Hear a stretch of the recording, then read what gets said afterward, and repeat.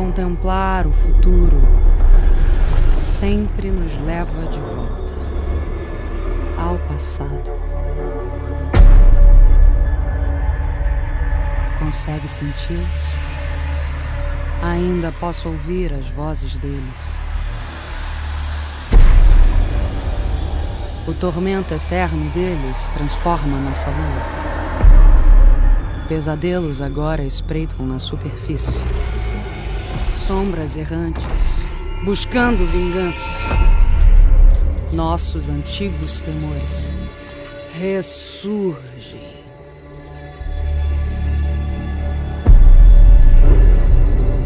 E naquela escuridão profunda,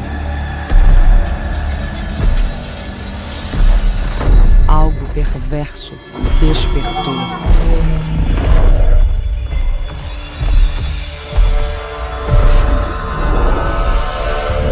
Precisamos dar um fim a esse sofrimento. De uma forma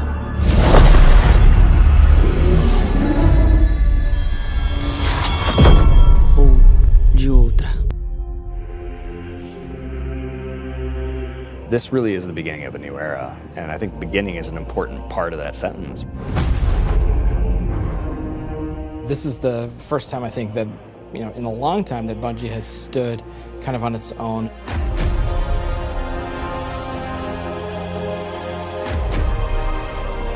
And we're self-publishing. It's a really big deal.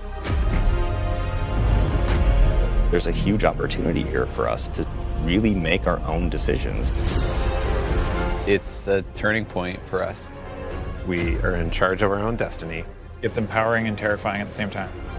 There are only two groups who are going to decide what happens to Destiny next: Bungie and the players who play Destiny.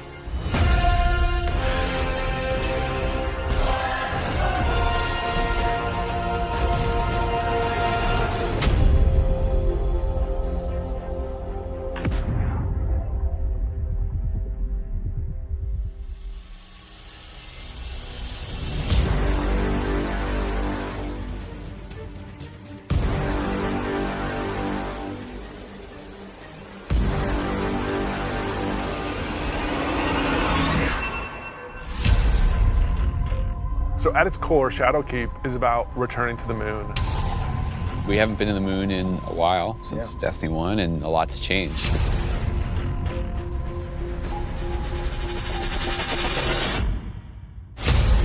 When you go back, it isn't exactly what you thought it was. There's like huge cracks ripped into it. There's a weird scarlet fortress. And so the context of the moon has been updated entirely. This isn't just about the hive anymore. It's about something else, something terrifying.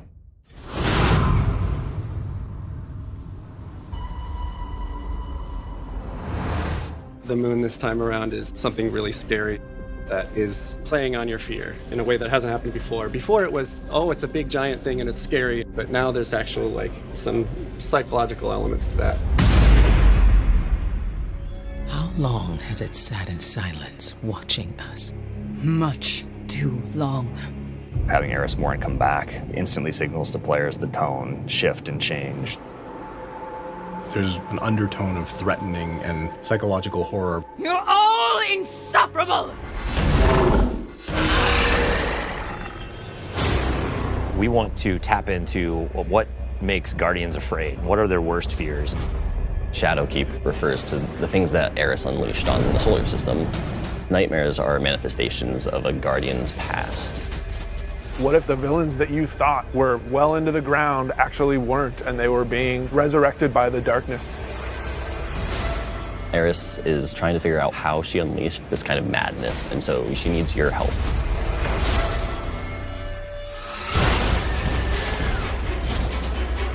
You can't just kill them and make them go away.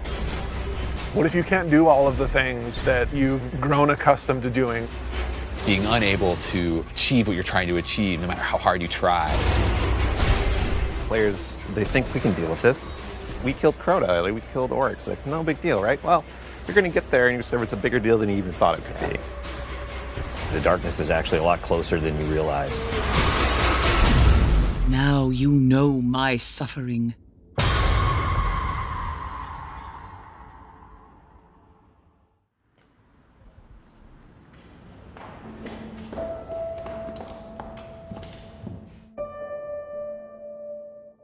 It's been a year, basically, of just a constant two-way dialogue with all of our passionate players. Under it or on the sides of it more? The number of green... That's really informed what it is that players want out of the Destiny game and how we're evolving, not just the story of the world, but what happens to you as a Guardian. Like the thing that's supposed to blow you back or whatever, it's related to acceleration. A bunch of the work that we're doing is about adding depth to the character sheet. You know, the teams are thinking about how do we want to evolve armor, get more stats into the game, get more player customization. How can we get the depth of pursuit for how you want to play with this awesome character you've been building now for, you know, some of us 5 years. And like completely new ways of deepening the like character RPG that we all know and love and want to be better.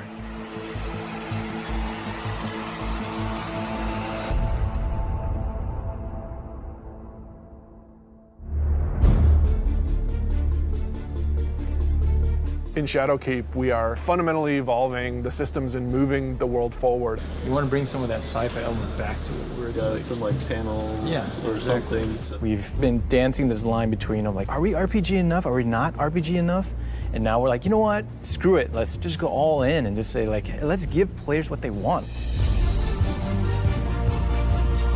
Allow them to kind of like customize the players and their habits and their game modes and all that stuff as much as they want to. So in Shadowkeep, what we're doing is changing the way that armor, perks, and mods work pretty significantly. Right now in the game, if you have an armor set that you like the look of, but you have another armor set that you like the way it plays, you're probably going to pick the one that you like the way it plays. Armor 2.0 is focused on allowing you to take the mods that you've unlocked and apply them to any given piece of armor. When I move my cursor over one of these mod sockets, it immediately shows me all of the mods that are available to me. Personally, I'm excited about the artifact. Players just get to kind of like fidget with these knobs and switches and do all the things that they want to do. When you get to this last tier, each of these perks gets relatively close to what an exotic might feel like. That's going to be a lot of fun. It's going to be a lot of fun.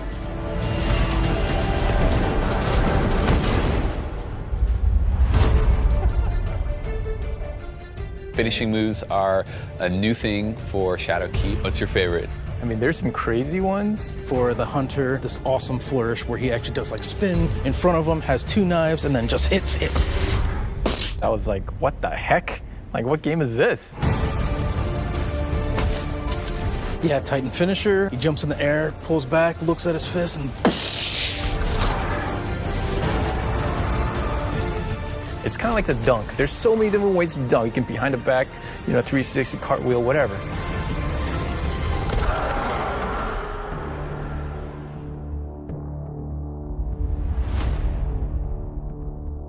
We're in the playtest lab every day, trying to figure out what's good for the game, what do people want, what have they been asking for, trying new ideas. So I want to try, I added radar hiding. Let me know how it feels to get shot by the heavy bow.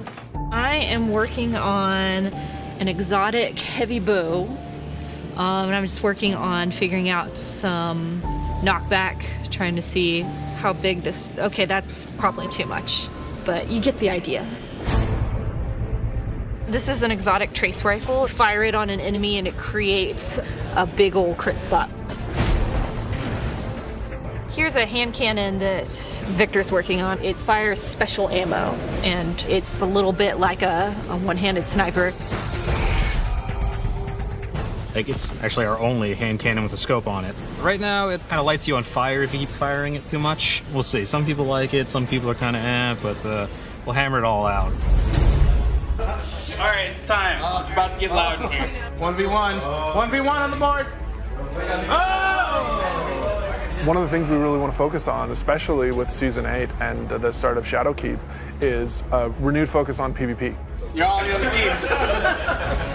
We're updating labs to include some much-loved game types from the past. We're also redoing a bunch of the playlists and how they work.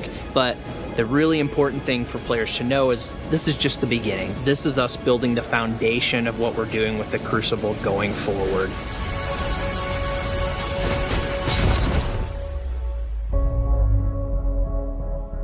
Previously, you would have a 20, 40, 60-hour climb before you could do what's considered in-game content. And now you can pretty much do that immediately. We want you to feel like you are in the end game from the moment you step on the planet. Leveling up your Guardian and becoming more powerful, overcoming dungeons, overcoming raids. For the raid, we had multiple destinations that we were considering, and Black Garden was like immediately top of the list. And everyone was like, yes, and I was like, yes, that's the one I wanted.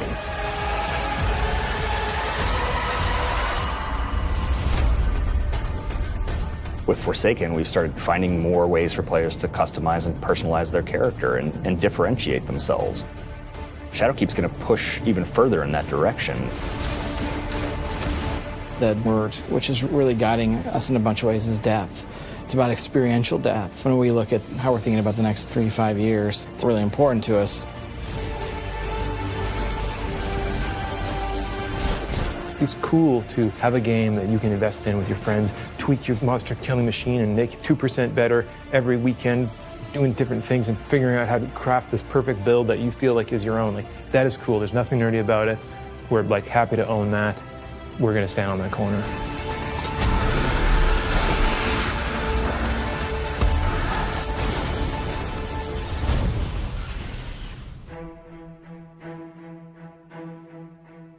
As things change, if the game doesn't feel like it's changing to meet the new landscape, it just all fall down. You know, part of our DNA is finding different ways to bring people together. We needed a way to crush the barriers between friends. We all have friends who could play Destiny, who are interested in it, but then we think about recommending it like, oh man, you're gonna have to play about 40 hours by yourself, and then you gotta pay all this money, and you know, maybe you should just play something else. And that can't be the story. We need an entry point for your friends to be able to get into Destiny. This is just simply about bringing people together to make it easy for players to enter this universe. There's a new entry point coming out in September called New Light, and New Light is a free-to-download experience. We're going to start off in the same place where Guardians first came into the world. Guardian. Guardian? Eyes up, Guardian. It worked. You're alive. You started in the Cosmodrome. You're going back. Going back. Yeah, blast from the past. Okay, it's not going to break orbit, but it just might get us to the city. It's as easy as come in, make a character, play the amazing introduction to the game,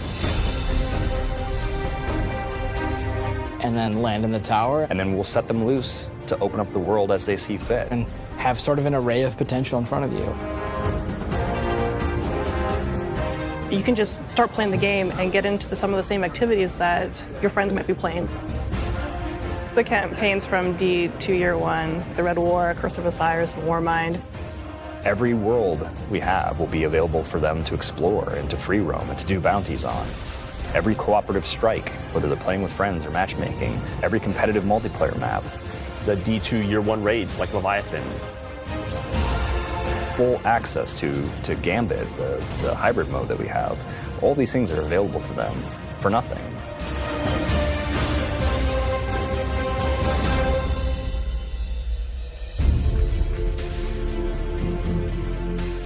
We've always said that Destiny is best when you play it with your friends, and we're trying to make it easier. So if your friends who are playing Destiny are on different platforms, we're adding cross-save so that you can move between the different platforms and play wherever your friends are. Like if I'm playing and I want to move over to my PC, I should have my character go with me. We want Destiny to meet you wherever you want to play, so that's incredibly important for us. We wanted cross-save before we shipped Destiny 2, right? Like a bunch of it was built. We just couldn't get there for capital R reasons. And many of those reasons have disappeared. So we are headed full steam ahead on that. And we got to figure out how we're going to get there and how we're going to give the players what they want.